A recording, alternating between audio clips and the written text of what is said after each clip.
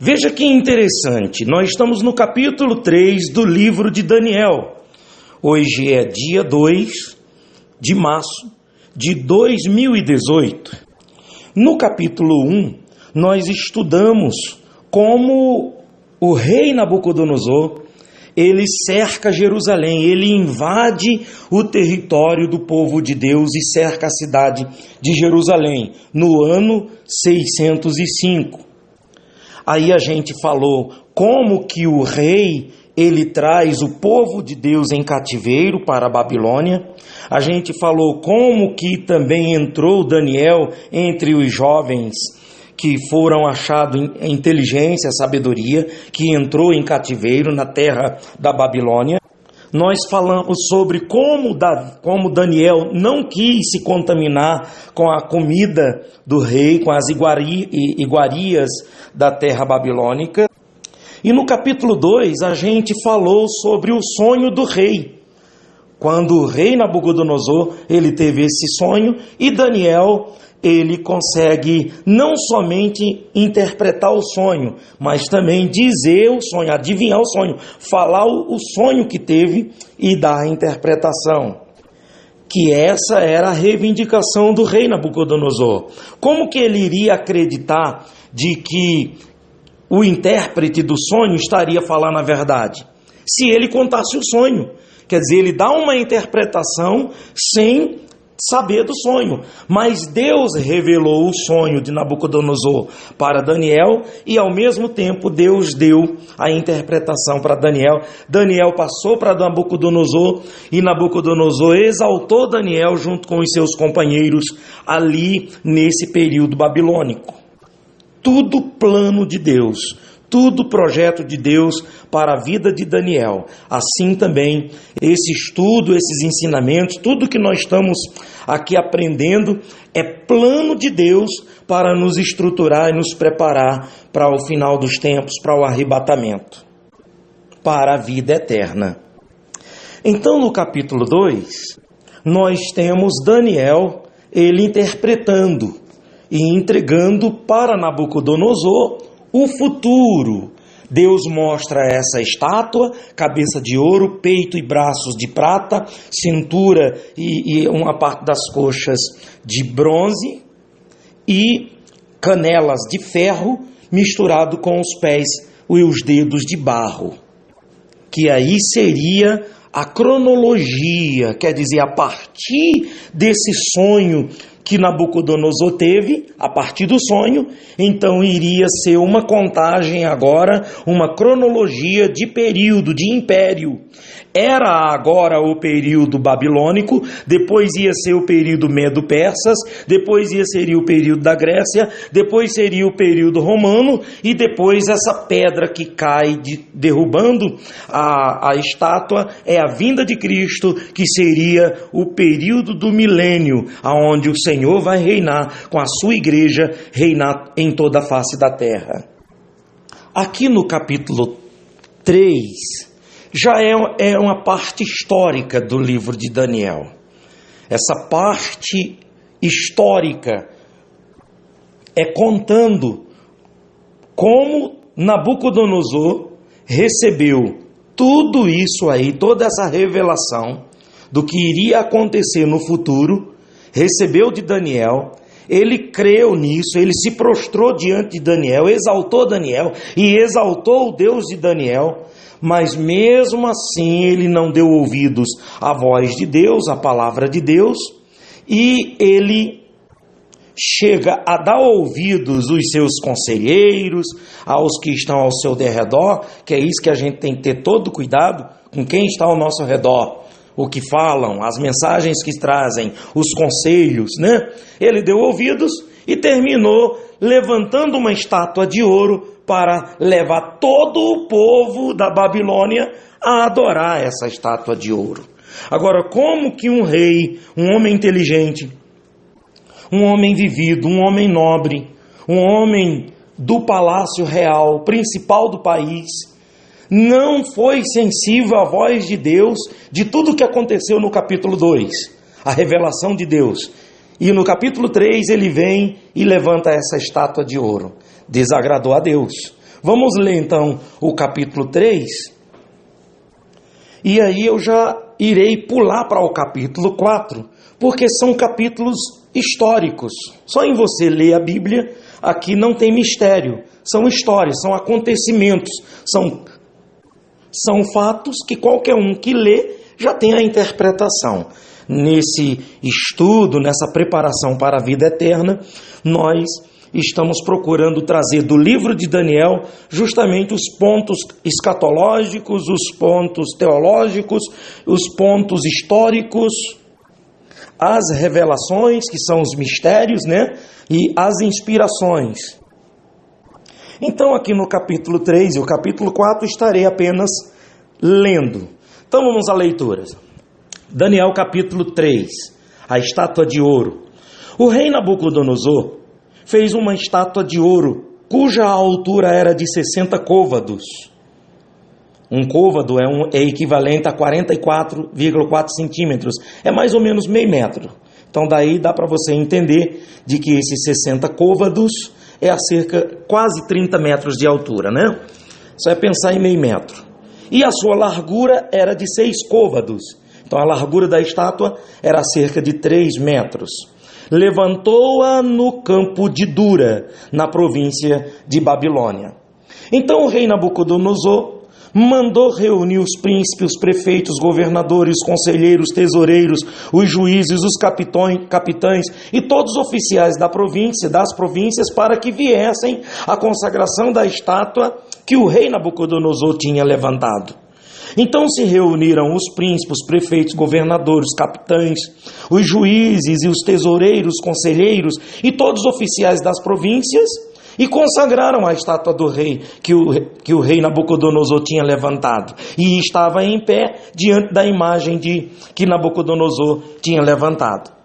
O arauto, que é o que apregoava, né, o arauto, apregoava em alta voz: ordena-se a vós, ó povos, nações e línguas, quando ouvirdes o som da trombeta, da flauta, da harpa, da sambuca, do saltério, da gaita de foles e de toda a espécie de música, prostrai-vos-ei e adorareis a estátua de ouro que o rei Nabucodonosor tinha levantado. E qualquer que não prostrar e não adorar, será na mesma hora lançado dentro da fornalha de fogo ardente. Versículo 7. Portanto, no mesmo instante em que todos os povos ouviram o som da trombeta, da flauta, da harpa, da sambuca, do saltério, de toda espécie de música, prostraram-se todos os povos, nações e línguas e adoraram a estátua de ouro que o rei Nabucodonosor tinha levantado. Olha aqui no versículo 8, a gente vê que os companheiros de Daniel, eles são lançados na fornalha de fogo porque não adoraram. Você está vendo aqui, quando a pessoa ela é fiel a Deus, como ela tem um procedimento diferente? Vamos ver aqui no versículo 8. Por isso, no mesmo instante, chegaram perto alguns caldeus e acusaram os judeus. E responderam dizendo ao rei Nabucodonosor: ó rei, vive eternamente. Tu és, ó rei, fizeste um decreto pelo qual todo homem que ouvisse o som da trombeta, da flauta, da harpa, da sambuca, do saltério, da gaita de foles e de todas as espécies de música se prostrasse e adorasse a estátua de ouro. E qualquer que não se prostrasse e adorasse seria lançado dentro da fornalha de fogo ardente. Versículo 12. Há uns homens judeus, os quais constituíste sobre os negócios da províncias da Babilônia, que é Sadraque, Mesaque e Abednego. Estes homens, ó rei, não fizeram caso de ti. Os teus deuses não servem, nem adoraram a estátua de ouro que levantaste. Versículo 13. Então Nabucodonosor, com ira e furor, mandou trazer a Sadraque, Mesaque e Abednego, e trouxeram a estes homens perante o rei. Falou Nabucodonosor, ele disse: é propósito, ó Sadraque, Mesaque e Abednego, que vós não servis meus deuses, nem adorais a estátua de ouro que levantei?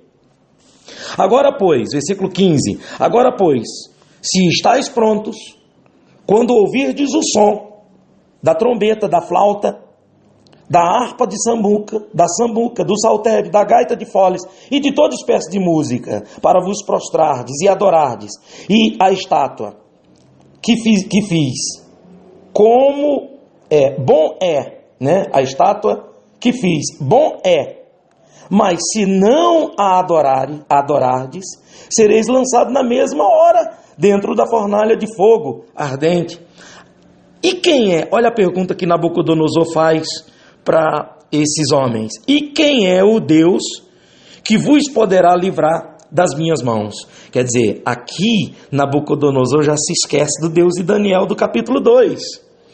É o que acontece conosco. Se a gente não tiver cuidado com o tempo, a gente começa a ir esquecendo do que Deus fez na nossa vida, do que Deus faz. Olha o versículo 16, a resposta. Sadraque, Mesaque e Abednego disseram ao rei Nabucodonosor: não necessitamos te responder sobre esse assunto. Eis que nosso Deus, a quem nós servimos, é que nos pode livrar. Ele nos livrará da fornalha de fogo ardente e da tua mão, ó rei. Olha o versículo 18. E se não, quer dizer, eles dizendo aqui, ó, se Deus não quiser me livrar, ó rei, se Deus não quiser nos livrar, e se não, fica sabendo, ó rei, que não serviremos a teus deuses, nem adoraremos a estátua de ouro que levantaste. Esses homens, eles estão falando assim, mas eles não estão confrontando o rei. Eles não estão desacatando a autoridade do rei, não. Eles estão com humildade, com simplicidade, estão com reverência ao rei, mostrando de que o que está dentro deles, a fé que eles têm, não é para adorar imagens.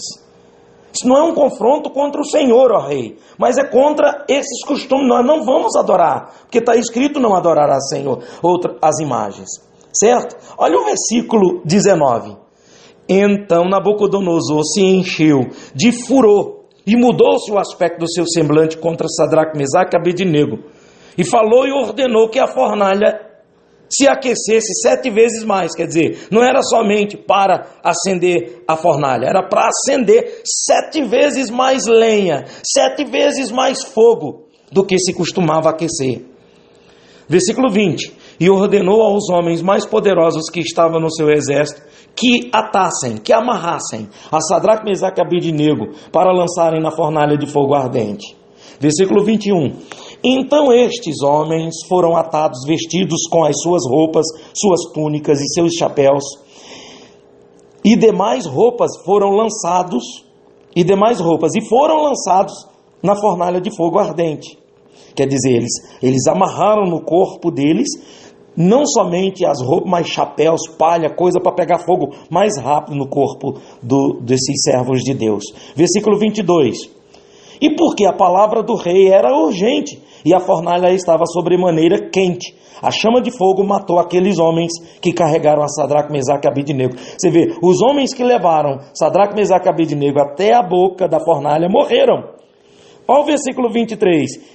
Esses 3 homens, Sadraque, Mesaque e Abednego, caíram atados dentro da fornalha de fogo ardente.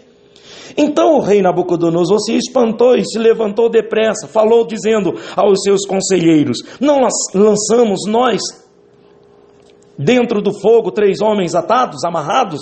E responderam e disseram ao rei: é verdade, ó rei. Olha o versículo 25. Respondeu Nabucodonosor respondeu dizendo, ó, eu porém vejo 4 homens soltos que andam passeando dentro do fogo, sem sofrer nenhum dano. E o aspecto do quarto é semelhante ao Filho de Deus. Você vê que o anjo, o filho de Deus, né? Jesus Cristo, dá para se entender que é o próprio Jesus Cristo que veio dar livramento a esses 3 homens, como o próprio Jesus Cristo que vem dar livramento. Nós que estamos nessa fornalha de fogo todo dia, nessa vida, nesse mundo, quando a gente aceita Jesus Cristo como Salvador, Ele está nos dando livramento. Olha o versículo 26. Então, chegando-se Nabucodonosor à porta da fornalha de fogo ardente, falou dizendo, Sadraque, Mesaque e Abednego, servos do Deus Altíssimo, saí e vinde. Então Sadraque, Mesaque e Abednego saíram do meio do fogo e reuniram-se os príncipes, os capitães, governadores, os conselheiros do rei, e contemplando estes homens viram que fogo não tinha tido poder algum sobre os seus corpos, nenhum só cabelo, fio de cabelo da sua cabeça tinha queimado, nem as suas capas se mudaram, e nem cheiro de fogo tinha passado sobre eles. Ao versículo 28, falou Nabucodonosor dizendo: bendito seja o Deus de Sadraque, Mesaque e Abednego, que enviou o seu anjo e livrou os seus servos que confiaram nele, pois violaram a palavra do rei, preferindo entregar os seus corpos para não servirem nem adorarem a algum outro Deus, senão ao seu Deus. Por mim, pois é feito um decreto, pelo qual todo povo e nação e língua que disser blasfêmia contra o Deus de Sadraque, Mesaque e Abednego seja despedaçado, e as suas casas sejam feitas em monturo. Porquanto não há outro Deus que possa livrar como esse. Então o rei fez prosperar a Sadraque, Mesaque e Abednego na província da Babilônia. Então, minha amiga, meu amigo, veja que interessante. Esse capítulo 3 é mais um testemunho desses 3 homens que resolveram ser fiel ao Senhor até dentro de uma fornalha de fogo. Vamos ser fiel a Deus em qualquer circunstância, em qualquer situação, que Deus, Ele será sempre conosco. Daniel, capítulo 4. Nabucodonosor, rei, a todos os povos, nações e língua que moram em toda a terra, paz vos seja multiplicada. Pareceu-me bem fazer conhecidos os sinais e maravilhas de Deus. O Altíssimo tem feito para comigo. Quão grandes são os seus sinais e quão poderosas as suas maravilhas. O seu reino é um reino sempiterno, quer dizer, um reino eterno, e o seu domínio de geração em geração. Então já dá para a gente entender isso aqui. Quem está escrevendo essa carta, quem está escrevendo esses escritos é do próprio Nabucodonosor, que Daniel inclui dentro do seu livro. Então Nabucodonosor, rei a todos os povos, nações e línguas. Esse capítulo mostra a carta escrita por Nabucodonosor, enviada a todos os povos e as nações que faziam parte do seu domínio. E o seu objetivo era dar testemunho de tudo que havia acontecido quando se deixou dominar pelo orgulho e recebeu sobre si o juízo de Deus, que é o que acontece, a mesma coisa conosco, entendeu? Vamos aqui o versículo 4, o sonho de uma árvore grande que ele teve. Eu, Nabucodonosor, ele começa a contar, eu, Nabucodonosor, estava sossegado em minha casa e próspero no meu palácio. Tive um sonho que me espantou, e estando eu na minha cama, as imaginações e as visões da cabeça me turbaram. Versículo 6. Por isso, expedi um decreto para que fossem introduzidos à minha presença todos os sábios da Babilônia, para que me fizessem saber a interpretação do sonho. Então entraram os magos, os astrólogos, os caldeus e os adivinhadores, e eu contei o sonho diante deles, mas não me fizeram saber a sua interpretação. Mas por fim entrou na minha presença Daniel, cujo nome é Beltesazar, segundo o nome do meu Deus, no qual há o Espírito dos deuses santos. E eu lhe contei o sonho, dizendo: Beltesazar, mestre dos magos, pois eu sei que há em ti o Espírito dos deuses santos, e nenhum mistério te é difícil. Dize-me as visões do meu sonho que tive e a sua interpretação. Versículo 10. Eis, pois, as visões da minha cabeça, estando eu na minha cama. Eu estava assim, olhando, e vi uma árvore no meio da terra, cuja altura era grande.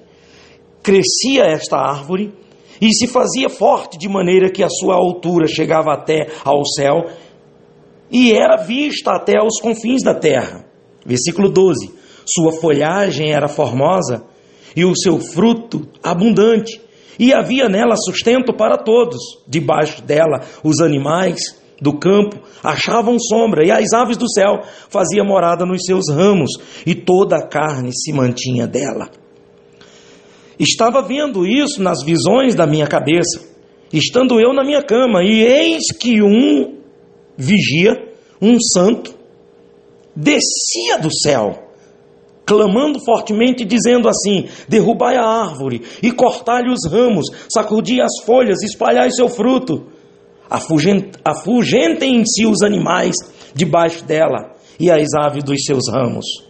Versículo 15: mas deixei na terra o tronco, com as suas raízes atadas com cadeias de ferro e de bronze, de erva do campo, e seja molhado do orvalho do céu, e seja a sua porção como os animais na erva da terra.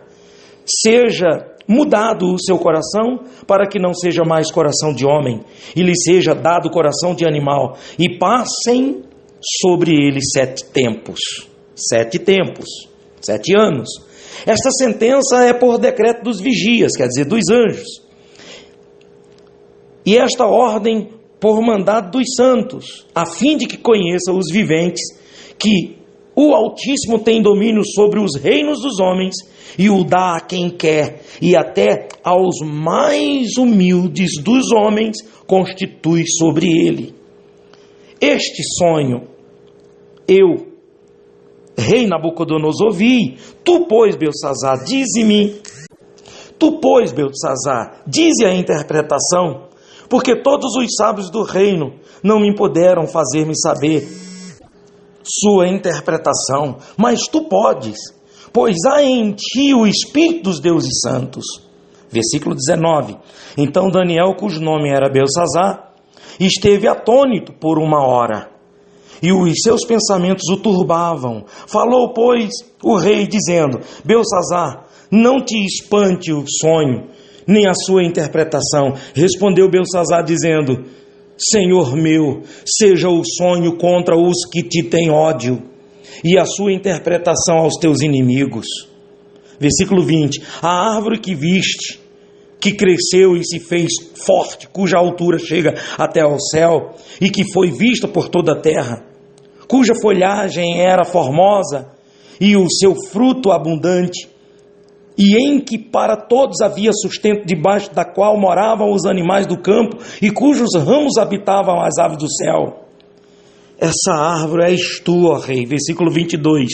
Essa árvore és tu, ó rei, que cresceste e te fizeste forte.